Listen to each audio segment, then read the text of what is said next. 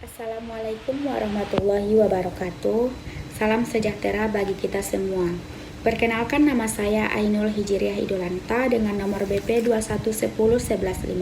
21101152610227 dari Prodi Sistem Informasi Fakultas Ilmu Komputer. Di sini saya akan menayangkan hasil presentasi yang telah saya buat dengan tema Sistem Informasi Manajemen.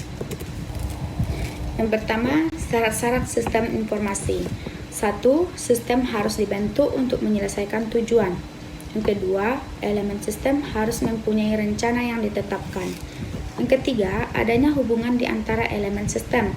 Yang keempat, unsur dasar dari proses, arus informasi, energi, dan material lebih penting daripada elemen sistem. Yang kelima, tujuan organisasi lebih penting daripada tujuan elemen. Yang kedua, komponen sistem. 1. Komponen input. Hal-hal yang masuk dalam komponen input ini meliputi kumpulan data-data. Dalam komponen ini harus ada semacam metode serta media untuk mengumpulkan data-data yang nantinya akan diolah menjadi informasi. Data yang akan dimasukkan bisa berupa dokumen-dokumen dasar. Yang kedua, komponen model. Terdiri dari kombinasi antara prosedur, logika, serta model matematik yang berfungsi memanipulasi dan mengolah data input atau data yang tersimpan. Setelah melalui komponen ini, diharapkan data yang diolah akan menghasilkan keluaran atau informasi yang diinginkan. Yang ketiga, komponen output. Data atau informasi keluar melalui komponen output. Dalam komponen output, informasi yang keluar sudah sesuai dengan apa yang dibutuhkan. Semua pemakai sistem bisa menggunakan data yang berkualitas tersebut. Yang keempat, komponen teknologi. Teknologi menjadi semacam toolbox dalam sebuah sistem informasi. Teknologi ini digunakan untuk menerima input, menjalankan model, menyimpan sekaligus mengakses data, menghasilkan keluaran, hingga membantu pengendalian dari seluruh sistem. Teknologi yang canggih adalah modal utama sebuah sistem. Yang kelima, komponen hardware. Hardware atau perangkat keras berfungsi untuk alat menyimpan informasi. Hardware adalah tempat menampung database untuk memperlancar kerja sistem informasi. Yang keenam, komponen software.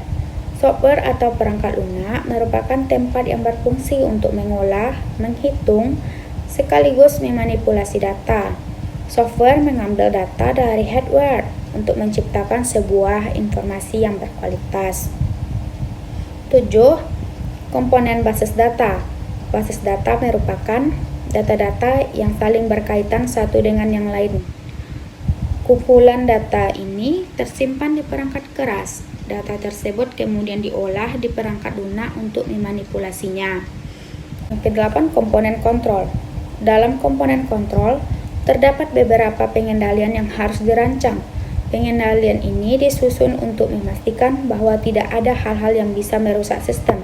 Kalaupun ada, sistem kontrol harus punya solusi untuk mengurangi dampak kerusakan. Klasifikasi sistem. 1. Sistem abstrak adalah sistem yang berupa pemikiran atau ide-ide yang tidak tampak secara fisik. Sedangkan sistem fisik merupakan sistem yang ada secara fisik. Sistem alamiah adalah sistem yang terjadi melalui proses alam, tidak dibuat manusia, sedangkan sistem buatan manusia melibatkan interaksi antara manusia dengan mesin. Sistem tertentu adalah sistem yang kondisi masa depannya tidak dapat diprediksi karena mengandung unsur probabilitas. Sistem tertutup adalah sistem yang tidak berhubungan dan tidak terpengaruh dengan lingkungan luar. Sedangkan sistem terbuka adalah sistem yang berhubungan dan terpengaruh dengan lingkungan luar. Karakteristik sistem. 1. Komponen sistem. 2. Batasan sistem. 3. Lingkungan luar sistem. 4. Penghubung sistem. 5. Masukan sistem. 6. Keluaran sistem. 7. Pengolahan sistem. 8. Sasaran sistem. Yang mempengaruhi kualitas informasi. 1. Akurasi. adalah sebuah informasi yang harus akurat, karena dari sumber informasi hingga penerima informasi kemungkinan banyak terjadi gangguan yang dapat mengubah atau merusak informasi tersebut. Yang kedua, tepat waktu.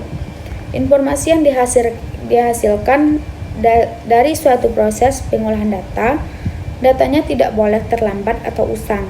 Yang ketiga, relevansi. Informasi dikatakan berkualitas jika relevan bagi pemakainya.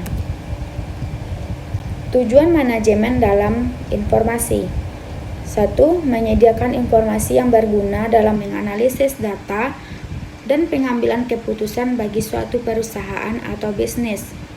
2. Memudahkan pekerjaan dan pengelolaan manajemen dalam suatu perusahaan atau bisnis.